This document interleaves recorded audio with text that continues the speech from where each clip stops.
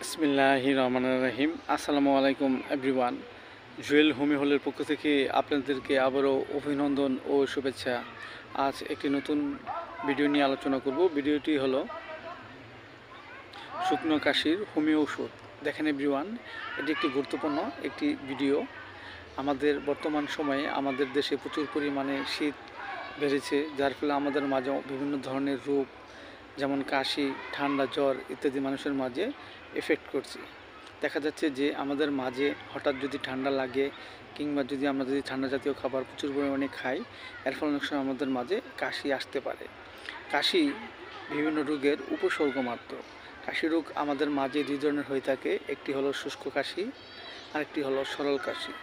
So everyone, এই কাশি হলে আমরা যে হোমিও ওষুধ খেতে পারি, যেমন দেখা যাচ্ছে যে আমাদের মাঝে প্রচুর কাশি আসে এবং দিনের চেয়ে রাতে কাশি প্রচুর আসে এবং কাশতে কাশতে বুক ব্যথা করে, এসব লক্ষণে আমরা যে ওষুধটি খেতে পারি সেটা হলো বায়োনিয়া 30।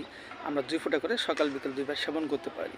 এবং দেখা যাচ্ছে যে আমাদের মাঝে যদি হঠাৎ ঠান্ডা লাগে এবং ঠান্ডা লাগার ফলে প্রচুর কাশি আসে, কাশতে কাশতে অস্থিরতা ভাব থাকে, এসব লক্ষণে আমরা যে ওষুধটি খেতে পারি সেটা হলো একুনাইট 30। আমরা 2 ফোঁটা করে সকাল বিকাল 2 বার সেবন করতে পারি।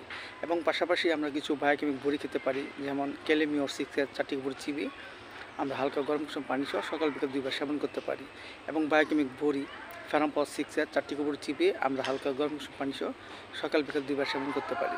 এতে করে আমাদের মাঝে যে শুকনো কাশি সেটা আস্তে আস্তে দূর হয়ে যাবে এবং আমাদের মাঝে সুস্থ বোধে ফিরে আসবে।